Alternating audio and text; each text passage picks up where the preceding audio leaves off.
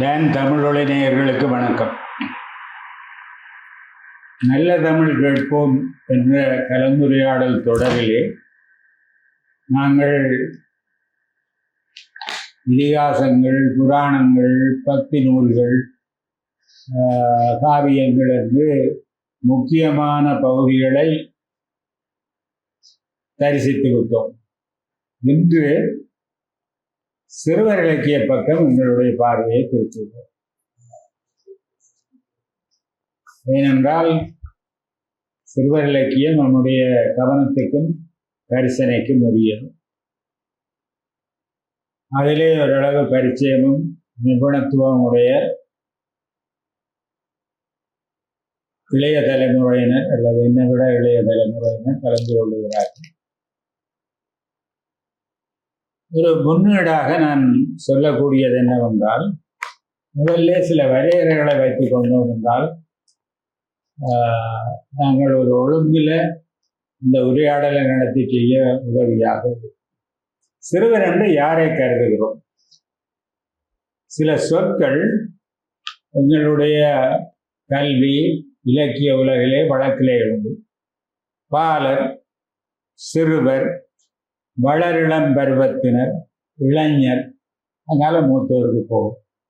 அப்போ நாங்கள் இந்த வகுப்பினரில் அதிகமாக இலக்கியம் என்றால் முக்கியமாக பாடல்கள், பாலர் பாடல், பாலர் பாடசாலை என்ற சொற்பிரயோகங்கள் எல்லாம் எங்களுக்கு பரிச்சயமானது.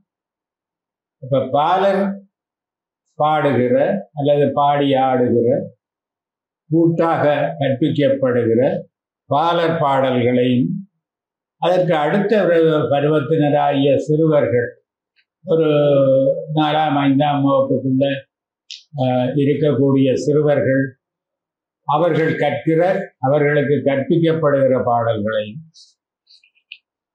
அடுத்த அமர்விலே அடோலசன்ஸ் என்று சொல்லப்படுகிற வளரிளம் பருவத்தினருடைய பாடல்களையும், இளைய தலைமுறையினுடைய பாடல்களையும் நாங்கள் பார்த்தோம். பாடல்கள் என்று சொல்லுகிறது ஒரு வசதிக்காகவே தவிர, பாடல்களை ஓரளவு பார்த்த பிறகு நாங்கள் புனைகதை பக்கமும், அதாவது இளவயதினருக்குரிய, சிறுவருக்குரிய, பாலருக்குரிய புனைகதை பக்கமும் போக வேண்டி நேரிடும்.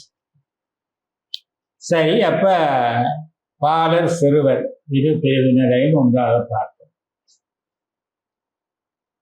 ஒரு சிறுவர் இலக்கியத்துக்கு அடிப்படையாக நாங்கள் இனங்காணக்கூடிய இயல்பு என்னவென்றால், எந்த பருவத்தினருக்குரிய இலக்கியத்தை நாங்கள் முன்வைக்கிறோம் அந்த பருவத்தினருக்குரிய அனுபவம் அவர்களுக்கு அர்த்தமாக வேணும்.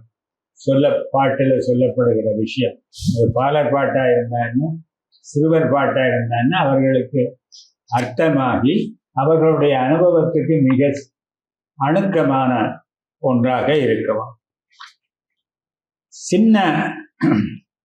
சின்னஞ்சிறு குழந்தைக்கு தாய் அல்லது பாட்டி அல்லது அத்தை யாராவது சொல்லிக் கொடுக்கிற பாட்டு இருக்கும். சாய்ந்தாடு அம்மா சாய்ந்தாடு, சாயக்கிளியே சாய்ந்தாடு, குத்து விளக்கே சாய்ந்தாடு, கோவிற்புறாவே சாய்ந்தாடு. அதை நான் சரியாக சொல்லுகிறேனோ தெரியாது. அந்த பிள்ளையினுடைய அனுபவத்துக்கு சமனாக இந்த பிள்ளையோடு சேர்ந்து பாடி மட்டுமில்லை, சாய்ந்தாடம்மா சொன்னால் சாய்ந்து ஆடி காட்டியும் ஒரு மூத்தவர் வழமையாக ஒரு பெண், நான் சொன்ன உறவில் தாய் இருக்கலாம், பாட்டி இருக்கலாம், அத்தை இருக்கலாம், சித்தி இருக்கலாம், அவர்கள் அந்த பிள்ளைக்கு இந்த பாடல்களை அறிமுகப்படுத்துகிறார்கள்.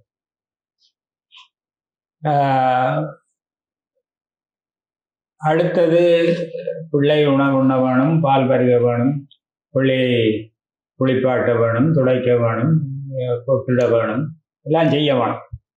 அதை செய்கிற கட்டங்களிலே வேறு சில பாடல்களும் அந்த பிள்ளையினுடைய காதில் விழும்.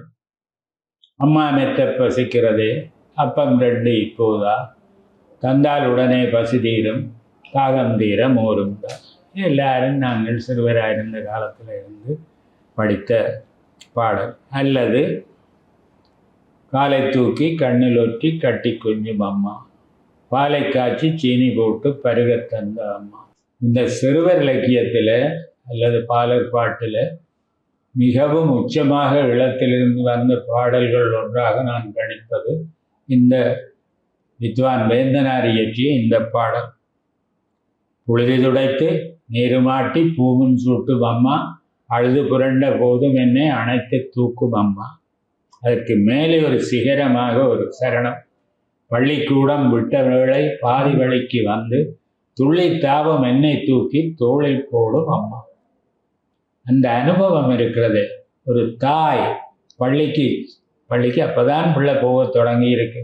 பிள்ளை பத்திரமா வந்து சேர வேணும். பிள்ளையை கூட்டி கொண்டு போக கூட்டி வர ஆட்கள் இருப்பார்கள். என்றாலும் தாய் மனசு துடித்து கொண்டிருக்கும். அப்போ தெருமுனையில் பிள்ளை வருகிறானோ அல்லது வருகிறாளோ என்று தாய் நின்று பார்த்து கொண்டு இருப்பாள். பிள்ளை தென்பட்ட உடனே இந்த பக்தி உலகத்தில் சொல்லுவோம், நாங்கள் கடவுளை நோக்கி ஒரு அடி எடுத்து வைத்தால் கடவுள் எங்களை நோக்கி 1000 அடி எடுத்து கிட்ட வருவார்.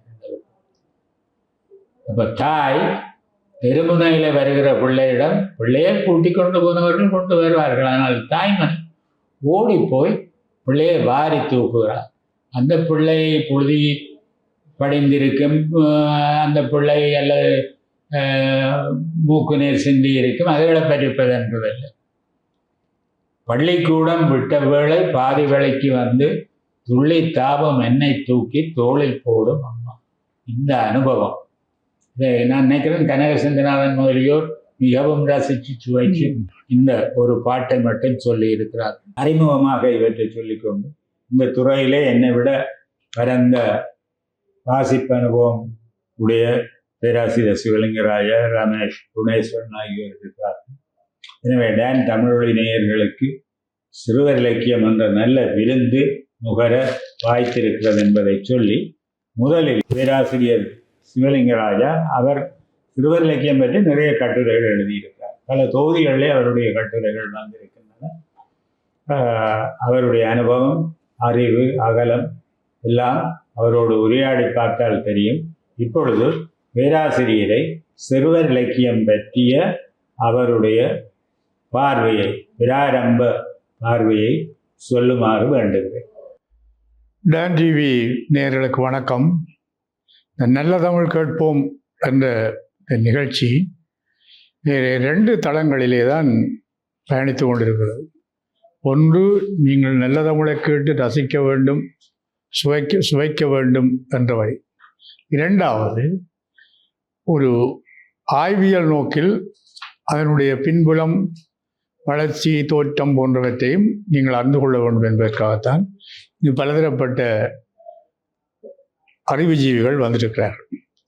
எனவே இந்த குழந்தை இலக்கியம் அல்லது சிறுவர் இலக்கியம், வாகர் இலக்கியம் சொல்லப்படுற இந்த இலக்கியத்தை நாங்கள் ஈழத்தை மட்டும் வைத்து கொண்டு தான் நாங்கள் பேசலாம் என்று நினைக்கிறோம்.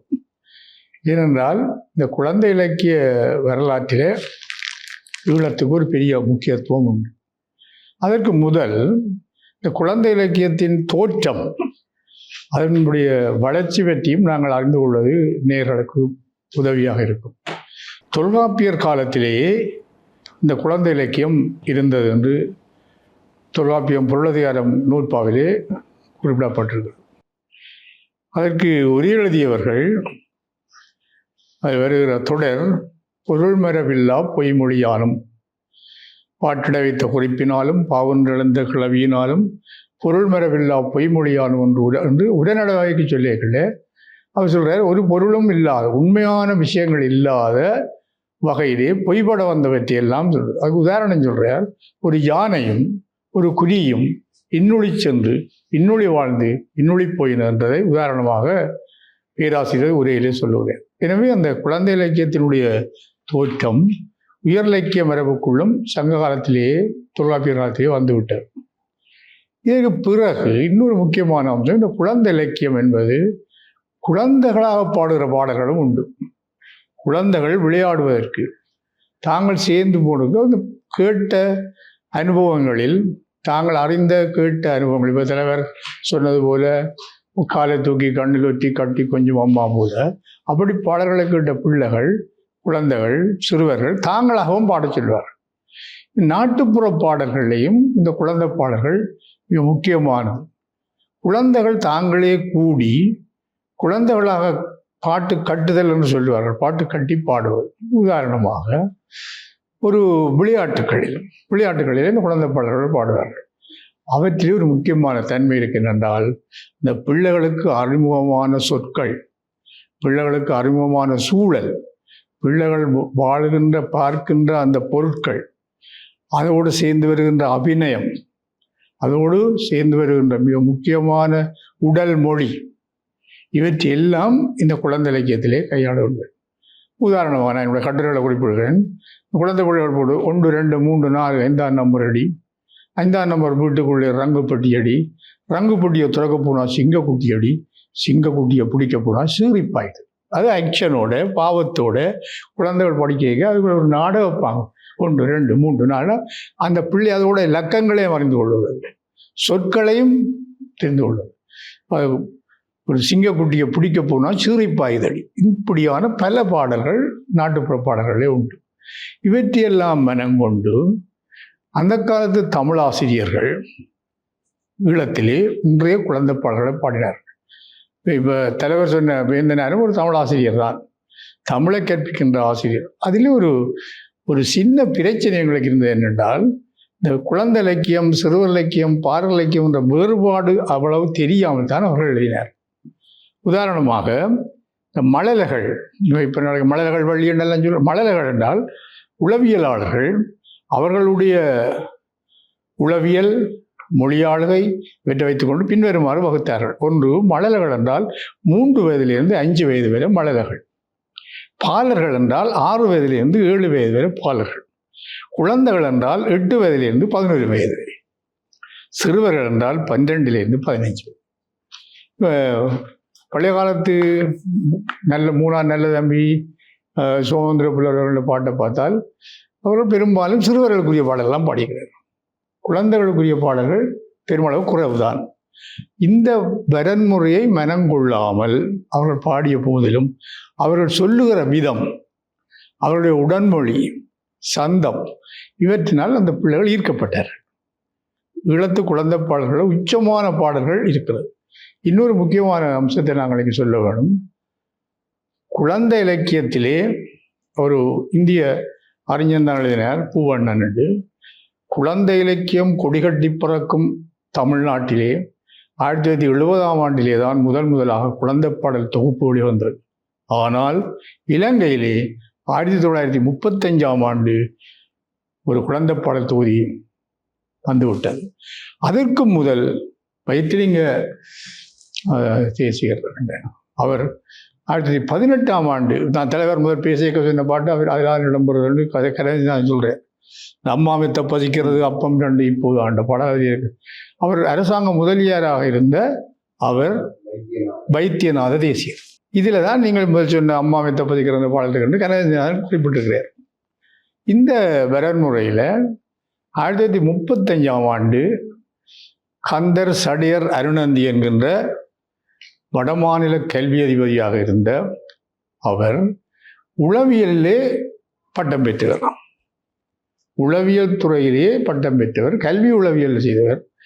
அவருடைய உந்துதலினால் இலங்கையில் உள்ள தமிழாசிரியர்களை கொண்டு ஒரு சிறுவர் பாடல் தொகுதியை வெளியிட விரும்பி ஒரு போட்டி வைத்தார். சிறுவர்களுக்கான குழந்தைகளுக்கான பாடல் போட்டி வைத்தார். இது முக்கியமான ஒரு விஷயம் இருக்கின்றா, இந்த குழந்தை பாடல்களுக்கு உள்ள 2 முக்கியமான விஷயம் வரும்னா, ஒன்று நேரடியான அனுபவங்களை பாடுகிற பாடல், மற்றது கதை பாடல்கள். கதைகளை பாடல்களாக சொல்லும். இப்போ வீமா ஓடிவா எல்லாம் அப்படி கதைப்பாடல் தான், பவளக்கொடியெல்லாம் கதைப்பாடல் தான், அப்படி கதைப்பாடல்களை சொல்லும். இந்த போட்டியை வைத்து மிகச்சிறப்பான ஒரு முதல் ஒரு மிகச்சிறந்த சிறுவர் பாடல் தொகுதி வந்தது அருணந்தின்னு மேற்ப. அதில் தான் சோமேந்திர புலவர் முதல் குழந்தை பாடல் கவிஞராக மேற்கிளம்புகிறார். அந்த போட்டியிலே பரிசு பெற்றவர்கள் எல்லோரும் நின்று நிலைக்கின்ற ஒரு காலகட்டம் வரை நின்று நிலைத்த கவிஞர், குழந்தை பாடல் வல்லவர்கள். அருணந்தி இந்த பாடல் தொகுதியை பாடல்களை பெற்று அதை பாடல்களை பரிசீலிப்பதற்கு 3 நடுவர்களை நியமித்தார். ஒருவர் சுவாமி விபுலானந்தர், மற்றவர் நவநீத கிருஷ்ண பாரதியார், மற்றவர் பண்டிதமணி கணபதி பிள்ளை. இந்த கத்திரி தோட்டத்து வெறிலி என்ற ஒரு பாடல் பரிசு பெற்ற பாடல். இந்த கத்திரி தோட்டத்து வெறிலி என்ற பாடலிலே சோமேந்திர புலவர் வாட்டமில்லா பயிர் மேய வந்த பசு வாழை கிளப்பி கொண்டோடு, தன் வாழை கிளப்பி கொண்டோடு. பண்டிதமணி தான் நாம் தன் வாழை இல்லை வெடிவாழன்னு அந்த சொல்ல, ஆட்டமில்லா பயிர் மேய வந்த பசு வாழை கிளப்பி கொண்டோடுது வெடிவாழை கிளப்பி கொண்டோடு. கிராமத்தில் வெடிவாள் கிளப்புற வெடிவாள் முளைச்சிட்டு அவர் கண்ட மரபு தொடரில் சொல்லுவார். அதை மாற்றினாண்டு ஒரு கதை. அந்த தொகுதி தான் தமிழ் ஊர் நிலையத்தில் முதல் வந்த உளவியல் சார்ந்த ஒரு சிறந்த குழந்தை பாடல் தொகுதியாக வந்து அடுத்தடுத்த வகையில் சொல்லலாம். இந்த முன்னுரையோடு ஈழத்து குழந்தை பாடல்களில் புகழ்பெற்ற மிகச்சிறந்த குழந்தை கவிஞர்கள் இருந்திருக்கார். இந்த காலம் குழந்தைகள் பாட்டு படிக்கிறது குறைஞ்சு போச்சு. அது ஒரு மிக காலம். ஏனென்றால் எல்லாம் போன் பார்க்குங்க. முந்தி பாட்டி சொல்லி கொடுப்பா, பேரன் சொல்லி கொடுப்பார். அம்புலிமானை பார்த்து அம்புலி மாமாவான்னு சொல்லுவார். நான் நகைச்சுவையாக சொல்றது, பேன் பார்த்த பாட்டி மேரெல்லாம் இப்போ போன் பார்த்து கொண்டு வந்தா பிள்ளைகளை என்ன செய்யுது. முந்தி பாட்டி பேன் பார்ப்பா, இப்போ பாட்டி போன் பார்க்குறா. அப்போ பிள்ளைய 2 பாடமாக்குறேன்டா படிக்கிறேன். இந்த வகையில் குழந்தை பாடல்கள் மிக ஒரு சுவராசியமான விஷயம். மிகச்சிறந்த குழந்தைகளினுடைய உளவியலை, குழந்தைகளுடைய சூழலை, குழந்தைகளுடைய மொழியை, குழந்தைகளுடைய ஆற்றலை, அவர்களுடைய கற்பனை திறனை வளர்க்கின்ற வகையிலே அமைய வேண்டும். இதை ஈழம் சாதித்தது, செய்திருக்கிறது.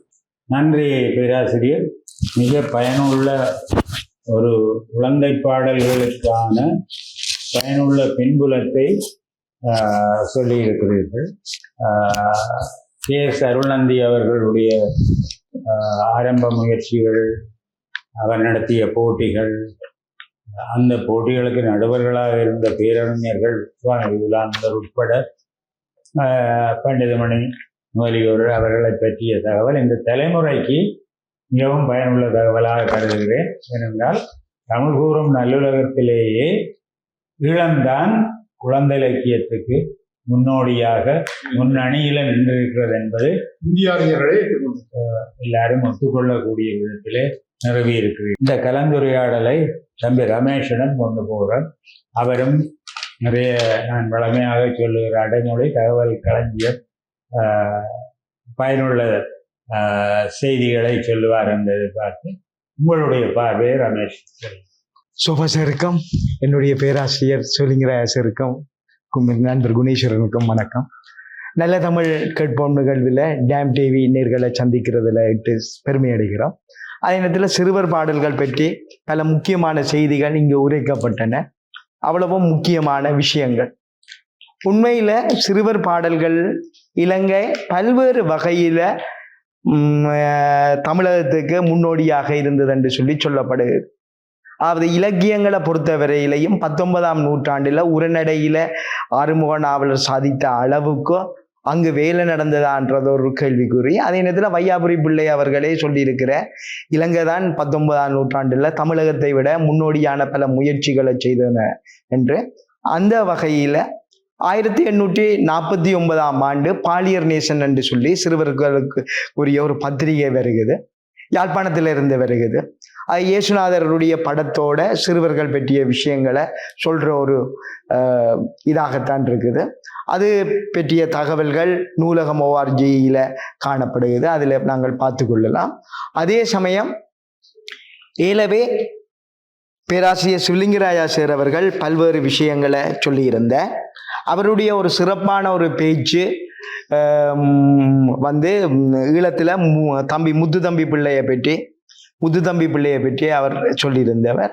அதில் 1886ஆம் ஆண்டு பாலியர் கும்மி என்ற நூல் தான் ஈழத்தில் வந்த முதலாவது சிறுவர் இலக்கிய நூலாக அமையுது என்று சொல்லப்படுகிறது. 1918ஆம் ஆண்டு சார் ஏற்கனவே சொன்ன மாதிரி வைத்தியநாதர் தமிழ் பாலபோதினி கொண்டு வரப்படுகிறது. அதில் கைவீசம்மா கைவீசு, சாய்ந்தாடம்மா சாய்ந்தாடு முதலான பாடல்கள் இடம்பெற்றதையும் நாங்கள் பார்க்கலாம். அது குறித்த தகவல்களை சார் சொல்லியிருந்தார். அதில் பரிசு போட்டி வச்சு முதலாவது பரிசை பீதாம்பரம் என்பவருக்கு கிடைக்கப்பட்டது என்று சொல்லியும், இரண்டாவது ஐலேஷ சர்மா அவர்களுக்கு கிடைக்கப்பட்டதாகவும், மூன்றாவது சோமசுந்தர புலவருக்கு கிடைக்கப்பட்டதாகவும் சொல்லப்படுகிறது. இதுக்கு பலர் விபுலானந்தர், ஞானப்பிரகாசர், பண்டிதர் மகாலிங்கம், கணபதி பிள்ளை சார், சீனா கணபதி பிள்ளை சார் முதலானவர்கள் இதுக்கு முன்னோடியாக இருந்து நடுவர்களாக இருந்து இதை தரம் பிரித்ததாக சொல்லப்படுகிறது. இதில் உள்ள பாடல்கள் பின்னர் 2 படிகளாக வகுக்கப்பட்டு தொடங்கப்படுகிறது.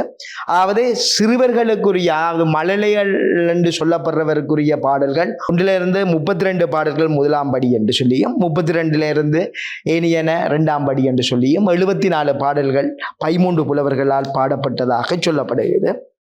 அதில் எடுத்துக்கொண்டு பேசப்பட்ட விஷயங்களை நாங்கள் எடுத்து பார்த்தோம் என்று சொன்னால், ஒரு ஆலமரத்தை பற்றி, பந்தாட்டத்தை பற்றி, அம்புலியை பற்றி, இலங்கையை பற்றி, குருவியை பற்றி, தென்னையை பற்றி, கிளியை பற்றி, வானவில்லை பற்றி, கத்தரியை பற்றி, கத்தரி விரலியை பற்றி, இப்படி சிறுவர்களோடு சம்பந்தப்பட்ட வகையில் அவைகள் தொகுக்கப்பட்ட. அப்போ ஒரு சிறுவர் இலக்கியம் எவ்வாறு அமையணும் என்று சொல்லி பார்த்தோம் என்று சொன்னால், குழந்தைகளினுடைய கற்பனை ஆற்றலையும் படைப்பாற்றலையும் வளர்க்கிற விதமாக ஒரு சிறுவர் இலக்கியம் அமையணும் என்று சொல்லுவேன். இரண்டாவது, சிறுவர்களுக்குரிய நல்லொழுக்கங்களையும் சமூக விழுமியங்களையும் அந்த சிறுவர் இலக்கியம் கற்றுத்தரணும் என்று சொல்லப்படுகிறது. மூன்றாவது, மொழியின் மீதான ஆர்வத்தை ஏற்படுத்துவதாக அமையுது. அரிச்சுவடி முதலான பாடல்கள் அந்த வகையில் வருகிறது. அதே நேரத்தில் குழந்தைகளினுடைய அறிவாற்றலையும் சிந்தனை திறனையும் மேம்படுத்துவதாக சிறுவர் இலக்கியம் அமையணும் என்று சொல்லப்படுது. அப்ப இதை வச்சுக்கொண்டு சிறுவர் இலக்கியத்துக்குரிய முக்கிய பண்புகள் என்ன என்று பார்க்கும் பொழுதோ, சிறுவர் இலக்கியங்கள் சிறுவர்களினுடைய மொழியாற்றல், அறிவு வளர்ச்சி, சொற்களஞ்சியம் என்பன சிறுவர்களுக்கு ஏற்ற வகையில கையாளும். ஈழத்து புலவர்கள் அதை மிக சிறப்பாகவே கையாண்டனர். அவர்களுடைய ஒரு கடினமாக எழுதக்கூடிய பலர் கூட மிகவும் எளிமையான மொழிநடையில எழுதினாங்க. அப்ப சோமசுந்தர புலவர் இதுக்கு நல்ல எடுத்துக்காட்டு. அவர் தந்தையார் 1810 முதலானவற்றை படிக்கும் பொழுது இறுக்கமான கடுமையான ஒரு நடையை அவர் கையாளுவார். ஆனா சிறுவர் பாடல் மிக எளிமையான முறையில விளங்கத்தக்க வகையில கையாண்ட. அதே நேரத்தில் சிறுவர் இலக்கியங்கள் முக்கியமாக பிறர் விளங்கி கொள்ளக்கூடியதாக இருக்கணும் என்று முக்கிய பண்பாக சொல்லப்படுகிறது. அதே நேரத்தில் குழந்தைகளுக்கு விருப்பமான விடயங்களை அதுல சொல்லணும். விருப்பம் இல்லாத, தேவையில்லாத விடயங்களை சொல்வதன் ஊடாக சிறுவர்களுடைய அறிவு சிந்தனை ஆற்றலை வளர்க்க முடியாது என்று சொல்லுவார்கள். அதே நேரத்தில் சிறுவர் இலக்கியங்கள் எப்பவும் கவர்ச்சிகரமானதாக இருக்கணும். வண்ண படங்களோடு அது வெளிவரும் பொழுதுதான் அது சிறப்பான இடத்தை பெறும் என்று சொல்லப்படுகிறது. குறிப்பாக இன்றைய ஆக்களுக்கு சொல்லப்படுவது கணனி பிழைகள், இலக்கண பிழைகள், அச்சு பிழைகள் அற்றவையாக அது வெளிவரும் என்று சொன்னால் அது சிறப்பான ஒன்றாக அமையும். அதே சமயம் 5வது விஷயமாக அந்த காலத்துல விழுமியங்கள், அறப்போதனைகளை சொல்வதாக இலக்கியங்கள் எழுந்தன. உதாரணமாக ஔவையார் ஆத்திசூடி, ஆறுமுக நாவலர் சிறுவர் இலக்கியங்களை செய்யும் பொழுதோ அவர் உண்மையில வசனகை வந்த வெள்ளாளர் என்று சொல்லுவீனாம். ஏனென்று சொன்னா அவர் யாருக்கு என்ன மாதிரி எழுதணும் என்பதை குறிப்பாக உணர்ந்து கொண்டவராக இருந்தார். இப்ப இலக்கணத்தை ஆரம்பத்துல இலக்கணம் பற்றி எழுதும் பொழுது சாதாரண சிறுவர்கள் விளங்கி கொள்ள வேண்டிய முறையில இலக்கண வினாவிடையே எழுதுறேன். பிறகு திரும்ப அதுக்கு விட சிறுவர்களை விட இன்னொரு படி மேலானவர்களுக்கு எழுதக்குள்ள இலக்கண சுருக்கத்தை எழுதுறேன். அதை விட கற்ற மாணவர்கள் படிக்கணும்ன்றதுக்கு நன்னூல் காண்டியுரையை எழுதுறேன். இதே மாதிரிதான் அவருடைய பாடத்தை எடுத்து பார்த்தால் முக்கியமான சிறுவருக்கு எதை கொடுக்கணுமோ அதை கொடுத்தேன். விழுமிய கதைகள் பலவற்றை பாடம் கொண்டிருந்தது. அந்த விழுமிய கதைகள் ஆரம்பத்தில் பாடநூல்களில் சேர்க்கப்பட்டது. ஆனால் தற்காலத்தில் அது சேர்க்கப்படவில்லை என்பது வருத்தத்துக்குரிய விஷயம். உண்மையில் 5ஆம், 6ஆம், 7ஆம், 8ஆம் ஆண்டுகளில் கட்டாயம் ஆறுமுக நாவலர் கூறிய பாடத்தில் வந்த கதைகள் சேர்க்கப்படணும். ஆனால் சேர்க்கப்படாமல் இருப்பது உண்மையில கவலைக்குரிய விடயமாக இருக்குது. இதை மிக நுட்பமாக கையாண்ட ஒருவராக இருந்தேன். அதே நேரத்தில் அறப்போதனைகள் என்று சொல்லக்குள்ள இப்ப உலக நீதியை எடுத்து பார்த்தோம் என்று சொன்னால், ஓதாமல் ஒரு நாளும் இருக்க வேண்டாம், ஒருவரையும் பொல்லாங்கு சொல்ல வேண்டாம், மாதாவை ஒரு நாளும் மறக்க வேண்டாம் என்று சொல்லும் பொழுதோ எங்களுடைய மனதில் அப்படியே அந்த விழுமிய கருத்துக்கள் இலகுவாக பதியுது. ஆத்திசூடி அறம் செய்ய விரும்போ ஆறுவது சினம் என்று சொல்லும் பொழுதோ உயிரெழுத்துக்களை பிள்ளை படிக்கக்கூடியதாக இருப்பதுடன் அறப்போதனையை நோக்கி நாங்கள் செல்வதற்குரிய வழியையும் அது திறந்து விடுது. ஆகவே இந்த வகையில மிக முக்கியமாக விழுமிய கருத்துக்களை சொல்றதாக அது இருக்கணும். அதே நேரத்தில் குறுகிய நேரத்தில் சந்தோஷமாக பிள்ளை ஓடி விளையாடி படிக்கக்கூடிய வகையில இலக்கியங்கள் இருக்கும். அவ்வாறு இருக்கும் பொழுதுதான் அந்த இலக்கியங்கள் உண்மையில சோபை பெறும், பிள்ளைகளை சென்றடையும். இப்ப கைவீசம்மா கைவீசு, கடைக்கு போகலாம் கைவீசு என்று சொல்லும் பொழுது எதுக மோனைகள் சரியாக அமையுது. அதே நேரத்தில் குழந்தை படிக்கக்கூடிய எளிய முறையில இருக்குது. சிறிய சிறிய வசனங்கள் குழந்தையினுடைய காது கேட்டு படிக்கக்கூடியதாக இருக்கு. சிறுவர்களுடைய இலக்கியங்கள் படைப்பாற்றலை தூண்டுவனவாக இருக்கும். உண்மையில அந்த படைப்பாற்றல தூண்டும் இலக்கியங்கள் ஈழத்துல வந்ததால தான் இன்றைக்கு பலர் முக்கியமாக இருக்கிறாங்க. அந்த காலத்துல பாலமித்ரா, அம்புலி மாமா முதலான கோகுலம் முதலான நூல்கள் ஈழத்துல இந்தியாவில இருந்து வரும் பொழுது எல்லாரும் அதை விரும்பி கேட்டவர்களாக இருக்கிறாங்க. அதை கற்கால மாணவர்கள் யாருமே இருக்க மாட்டாங்க. சித்திரக்கதைகள் இப்போ ஜேம்ஸ் பாண்ட் சித்திரக்கதை, அதே நேரத்தில் முத்து காமிக்ஸ் வரும் பொழுது இரும்பு கை மாயாவி முதலானவற்றை நாங்கள் படிக்கக்குள்ள எங்களுடைய அது இஸ்ரேல் முதலான இடங்களில் சித்திரக்கதைகள் தடை செய்யப்பட்டிருந்தாலும் அதுகள் ஓரளவுக்கு இலக்கியத்தில் ஒரு ஆர்வத்தை ஏற்படுத்தக்கூடிய வாய்ப்பை தந்திருந்தது. அதற்கு நான் நல்ல உதாரணம் என்று சொல்லுவேன். ஆரம்பத்தில் நாங்கள் அதன் வழியாகத்தான் வந்தோம். ரத்னபாலா, பாலமித்ரா, கோகுலம், அம்புலி மாமாவை வாசிச்சு வந்த நாங்கள். அப்போ அந்த இது உண்மையில் ஒரு கற்றலுக்கான ஒரு சூழலையும் மேலும் வாசிப்பதற்கான ஒரு சூழலையும் அது துண்டிச்சு. இதே நேரத்தில் பூவண்ணன் என்று பேராசிரியர் சொல்லியிருந்த அவருடைய கதைகள், அதே நேரத்தில் பாண்டு மாமாவினுடைய கதைகள் உண்மையில் எங்களுக்கு ஒரு பெரிய ஒரு பரவசத்தையும் சின்ன வயசுல வாசிக்கும் பொழுது அதே மாதிரி வர வேண்டும் என்ற ஒரு உணர்வையும் அது தந்துச்சு. அப்ப அந்த ஓட்டத்தில் நாங்கள் படிக்கும் பொழுதோ மேலும் மேலும் வாசிக்கும் பொழுதோ இன்றைக்கும் அது மனதில் இன்றைக்கும் நிலைத்து நிற்கிறதாக இருக்கு. ஆகவே சிறுவர் இலக்கியம் மகிழ்வூட்டுவதாக அமையணும் என்று சொல்லப்படுது. சிறுவர் இலக்கியங்கள்ல ஏற்படும் சித்திரங்கள், உள்ளடக்கங்கள் விகாரமற்றவையாகவும் குழந்தையின் மனதை கவரக்கூடியதாகவும் இருக்கும் வகையில் அமையும் என்று சொன்னா அந்த வகையில இலக்கியங்கள் சிறப்பு பெறும். ஆரம்பத்தில் எல்லாரும் சொல்லுவாங்க ஒரு தாலாட்டு பாடலோட தான் சிறுவர் இலக்கியம் தொடங்குது என்று சொல்லி. அதே நேரத்தில் தொல்காப்பியத்தில் பிசி என்று சொல்லப்படுற விடுகதை இலக்கியங்களும் சிறுவர் இலக்கியமாகத்தான் கொள்ளப்படுகிறது. தொல்காப்பியத்தில் சில சூத்திரங்களை விளங்கப்படுத்துவதற்கு அங்க கையாளக்குள்ள என்ன செய்வாங்க என்று சொன்னா சிறிய கதையே ஒரு ஒரு வரியில சொல்ற மாதிரி இருக்கும். உதாரணம், தொல்காப்பியத்தில் 485வது சூத்திரத்தை எடுத்து பார்த்தோம்டா, ஒரு குருவி ஒரு யானையோட நட்பு கொள்வதை வச்சுக்கொண்டு ஒரு இலக்கணத்தை விளங்கப்படுத்துவேன். ஆகவே சிறுவர் இலக்கியம் என்றது ஆரம்பத்தில் இந்த வகையில தோற்றம் பெற்று தாலாட்டு பாடல்களூடாக வளர்ந்து ஈழத்தில் அது ஒரு உச்சத்தை எய்தியதென்றதை நாங்கள் பார்த்து கொள்ளக்கூடியதாக இருக்குது. அடுத்த சந்தர்ப்பத்தில் இதன் தொடர்ச்சியாக பார்க்கலாம் என்று சொல்லி நினைக்கிறேன். நன்றி ரமேஷ். நீங்கள் மிக ஆழமாக இந்த துறையில நுழைந்து தொல்காப்பியர் சொன்ன பிசி என்பதில் இருந்து இன்றைய அம்புலி மாமா காலம் முதலிய நாங்கள் சிறுவராக இருந்த பொழுது, நீங்கள் சிறுவராக இருந்த பொழுது கவர்ச்சிகரமாக படங்களோடு வண்ணப்படங்களோடு வந்த அத்தகைய சஞ்சிகைகள் எங்களை ஊக்குவித்திருக்கின்றன, எங்களை வளர்த்திருக்கின்றன என்பதை சொல்லியிருக்கிறேன். அடுத்து இந்த கலந்துரையாடலை நான் குணேஸ்வரனிடம் கொண்டு செல்ல விரும்புகிறேன். டான் தமிழொலி நேயர்களுக்கு வணக்கம்.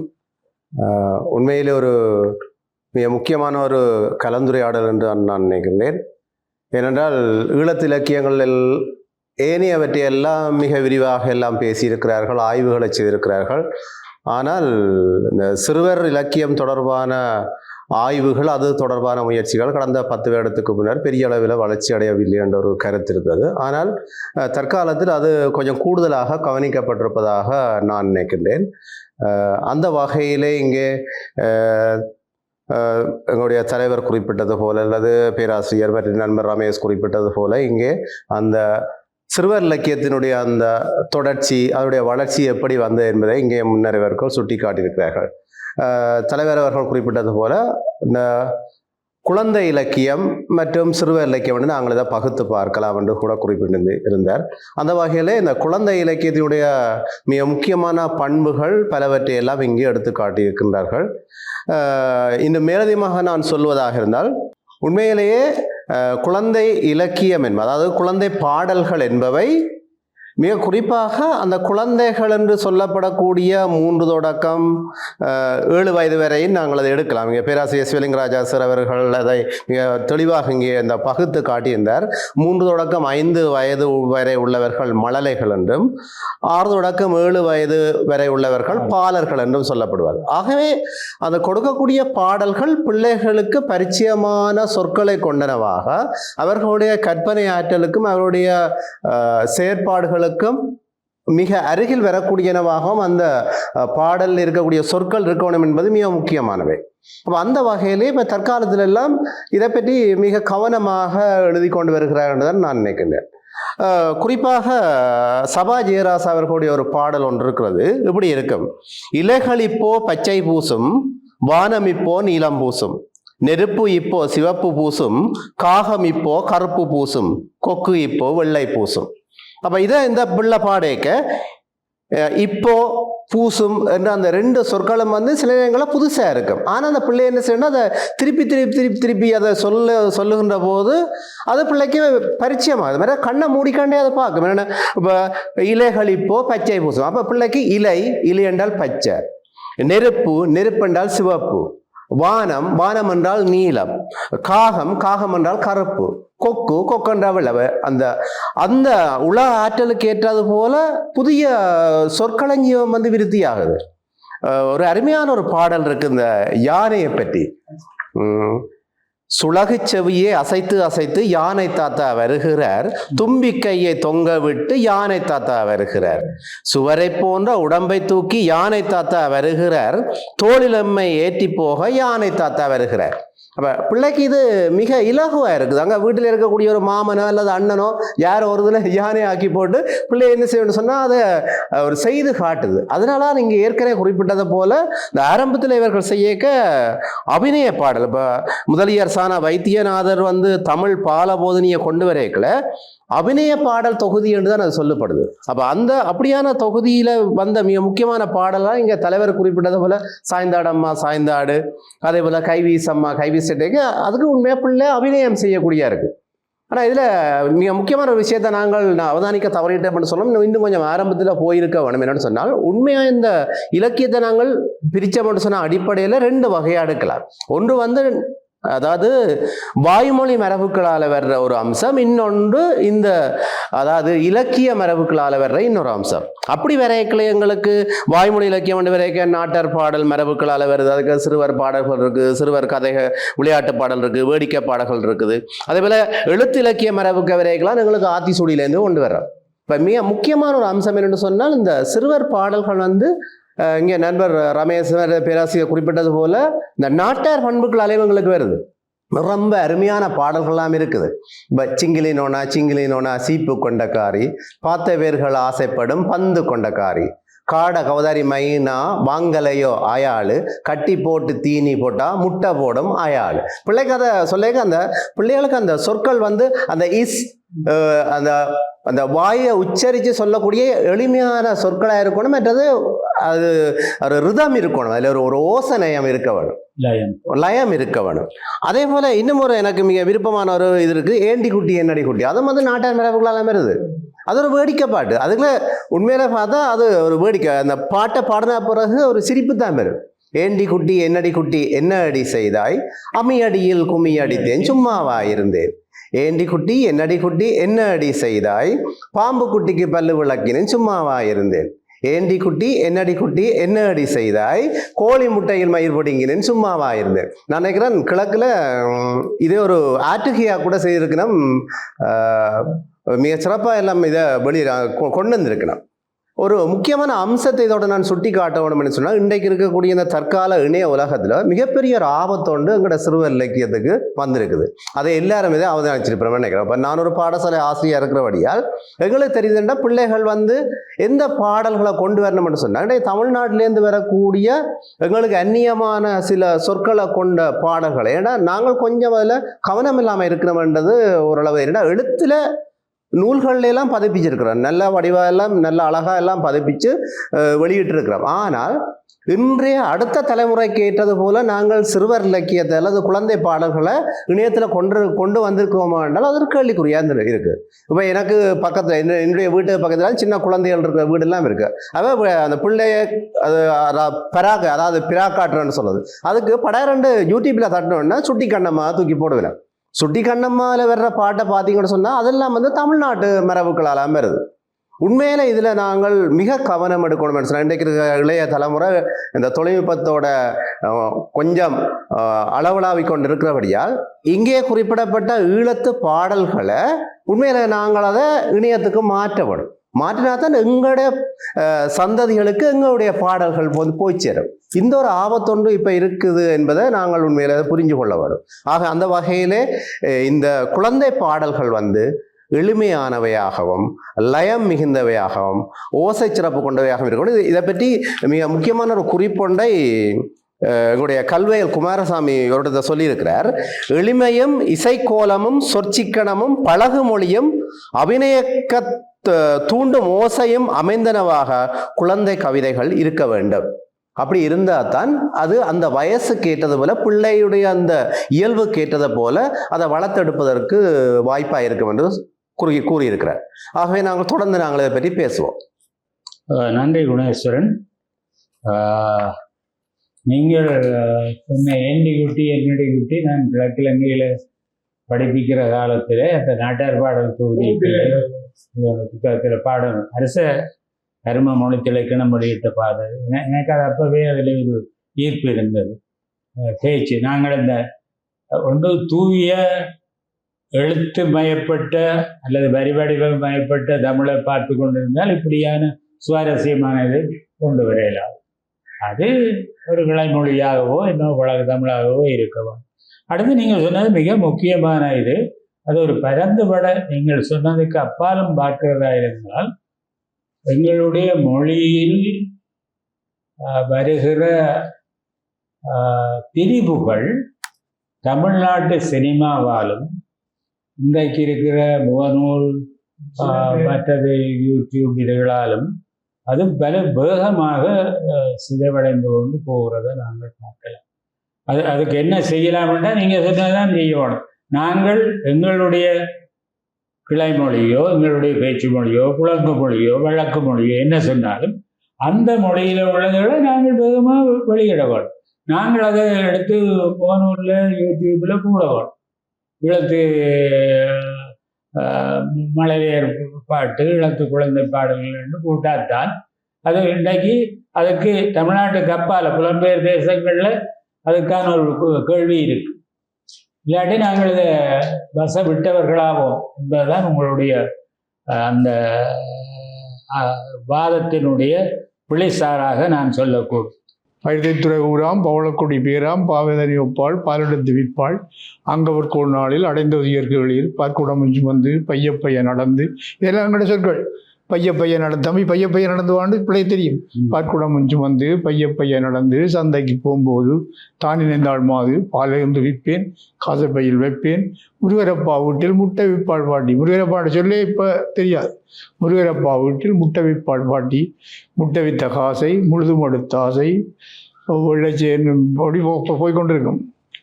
போய் கோழி அடக்கி வச்சு கோழி வெள்ளை குஞ்சு புள்ளிக்கோழி குஞ்சு பொறிக்கும் 2 5 குஞ்சுகள் வளர்ந்து கோழியாகவும் விரைந்து வெள்ளை முட்டை விடுமே முட்டை வித்த காசை முழுதும் எடுத்த ஆசை வண்ணச்சீலை தொட்டி வாசனை தெருப்பு எல்லாம் போட்டு கொண்டு போய் பூமலரும் பாப்பாள் பொன்மலரும் பாப்பாள் பொற்கொடியும் பாப்பாள் பாரும் பாரும் வந்து பவளக்கொடி நின்று சற்று தலை நிமிந்தாள் பால்குடமும் போச்சு, பாலும் எல்லாம் போச்சு.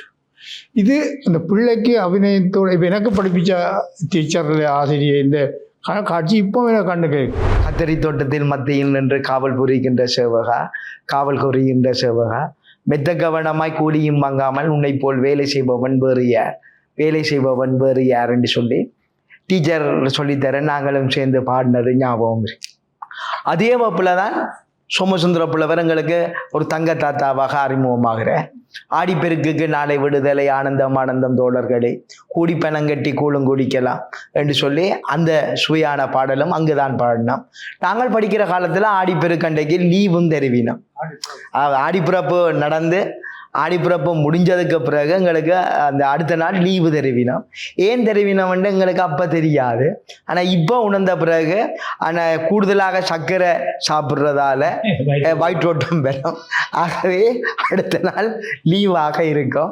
அது ஒரு இனிமையான காலம். சோமசுந்தர புலவரை மிக நல்ல வகையில் எங்களுக்கு அறிமுகப்படுத்தின காலம். பவளக்கொடி பேராமன்ற அந்த பாடு, தாடி இருந்த வேட பீமா பீமா ஓடிவான்னு சொல்லி. அப்ப அது உண்மையில அதே இது நந்தினி செவியர் தன்னுடைய கதையாக போடக்கூட அது இன்னொரு பரிணாமத்தை பெறு. அப்ப வேட்டை என்ற கதையில இந்த பீமாவன் என்ற நாயை போல அவரும் ஒரு நாய் வளர்த்து அந்த நாய் வேட்டையாட போக்குள்ள இருக்கிற விஷயங்களை சொல்லும். இந்த கவிதை தான் அவருக்கோ ஒரு முன்னோடியாக அமைந்தது. அதே மாதிரி சச்சிதானந்தன் சாருக்கும் சோமசுந்தர புலவர் தான் ஒரு முன்னோடியாக அமைந்திருக்கிறார்.